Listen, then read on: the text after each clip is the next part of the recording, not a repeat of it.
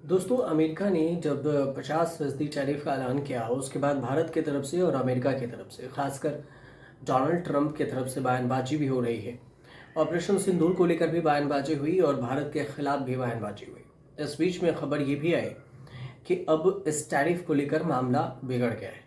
पहले तो जो ट्रूथ सोशल मीडिया का वेबसाइट है, वहाँ पर डोनाल्ड ट्रंप ये ट्वीट करते हैं कि हमें लगता है कि हमने अपने जो अच्छे मित्र है भारत है, उसको हमने खो दिया है, क्योंकि चीन और रूस इससे भारत के अब मुलाकात हुई है। और ये एससीओ समिट के बाद सोशल मीडिया प्लेटफॉर्म पर पोस्ट था। इसके बाद डोनाल्ड ट्रंप का ट्वीट आता है कि प्रधानमंत्री नरेंद्र मोदी हमारे अच्छे मित्र हैं और वो भारत के अच्छे प्रधानमंत्री भी हैं। इसके बाद प्रधानमंत्री नरेंद्र मोदी भी ट्वीट करते हैं और ये कहते हैं कि अमेरिका से हमारा रिश्ता अच्छा है, डोनाल्ड ट्रंप के और हमारे पर्सनली जो बात है वो भी अच्छी है। तो इन दोनों के बीच में चर्चाएं होने लगती है कि क्या ये टैरिफ मामले को लेकर धीरे धीरे नरम पड़ रहे हैं डोनाल्ड ट्रंप। लेकिन ऐसा भी नहीं है कि ये नरम पड़ रहे हैं या फिर पॉलिटिकल या डिप्लोमेटिक तरीके से बातचीत का ये तरीका है अमेरिका और भारत के बीच में। लेकिन इस सब के बीच में जो टैरिफ लगा, तो उससे भारत के कई क्षेत्रों में इसका असर भी देखने को मिला। लेकिन अब एक चीज है जिसकी जानकारी आई, उसमें जैसे ही राष्ट्रपति जो डोनाल्ड ट्रंप का ट्वीट हुआ, उसके बाद भारत से एक एक्सपर्ट है, उनका ये कहना हुआ अमेरिका के जो राष्ट्रपति डोनाल्ड ट्रंप की ओर से भारत को लेकर जो संबंध थे उसको लेकर। तो इस पर भारत के पूर्व राजदूत हैं जावेद अशरफ, उनका कहना है कि मुझे लगता है कि ये जो डोनाल्ड ट्रंप है, ये अपने बयान से पलटने वाला इंसान है और कभी भी पलट सकता है। तो ये अपने मन से कदम लेता है, क्योंकि हाल में देखें तो भारत पाकिस्तान संघर्ष के बीच में ख़त्म होने का उसने खुद ही श्रेय ले लिया था और इसका पूरा श्रेय खुद से लिया और बोला कि भारत रूस से तेल क्यों खरीद रहा है, तेल खरीदने की वजह से यूक्रेन को फ़ायदा हो रहा है। ये जो मतभेद का मूल कारण है, ये पूर्व राजदूत हैं जावेद अशरफ, उनका कहना है कि इस मतभेद में जो ट्रंप हैं अपने धीरे धीरे खुद ही अपने बयानों पर नरम होते जाएंगे।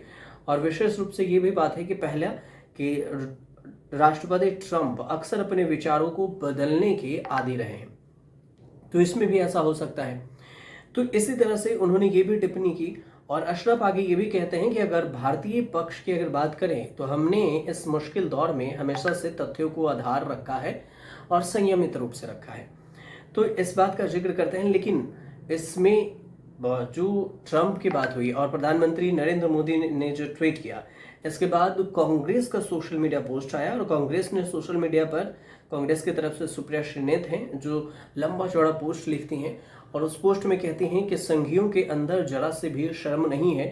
असल में संघियों के कोई सिद्धांत ही नहीं है, कोई विचारधारा ही नहीं है।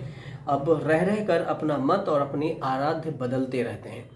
तो ये भी उन्होंने कहा है और कहा है कि अभी कुछ दिनों में ट्रंप से खफा थे और उन्हें गरिया रहे थे, गाली दे रहे थे, और आज उनके ताऊ ट्रंप ने मोदी जी के तारीफ में दो शब्द क्या बोल दिए, सारी धमकियां और डांट डपट भूलकर भक्त मंडली ने अपना आका की तरफ पलटी मार ली है।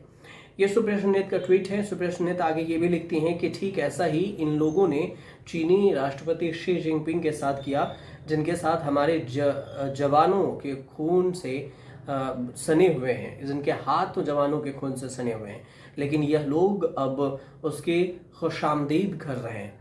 हो सकता है कि अगर कभी मोदी जी पाकिस्तान के प्रधानमंत्री शहबाज शरीफ के साथ बैठ जाएं तो भक्त उनकी भी अच्छाई गिनवाने लगेंगे।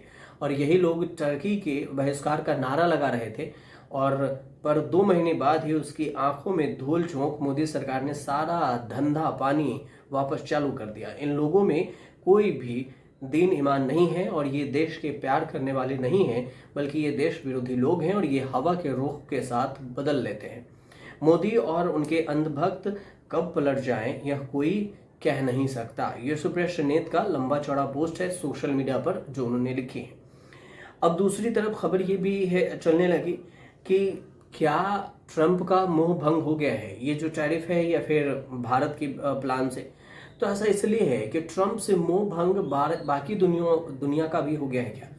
तो ऐसा इसलिए कहा जा रहा है कि कोई प्रधानमंत्री मोदी से मिलने की बात कर रहा है और कोई फ़ोन कर रहा है अब प्रधानमंत्री मोदी से यूरोप को उम्मीद है तो ट्रंप से मोह भंग की हो सकता है। क्यों?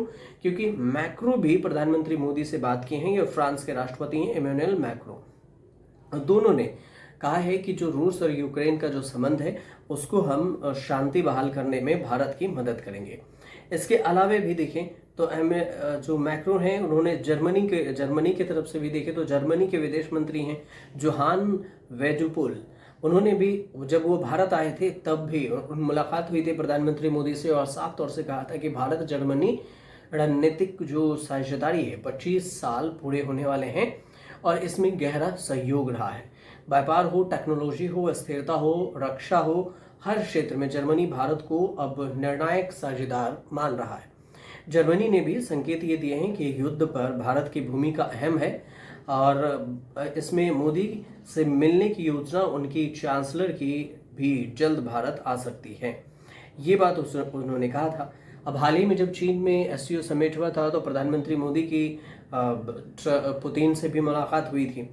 इधर से अब ट्रंप से मोह भंग यूरोपीय संघ का क्यों हुआ, ऐसे चर्चा है क्योंकि ट्रंप लगातार टैरिफ बढ़ा रहे हैं और तेल को लेकर भारत की जो खरीदारी है रूस से तेल, उसको लेकर भी भारत को धमका रहे हैं।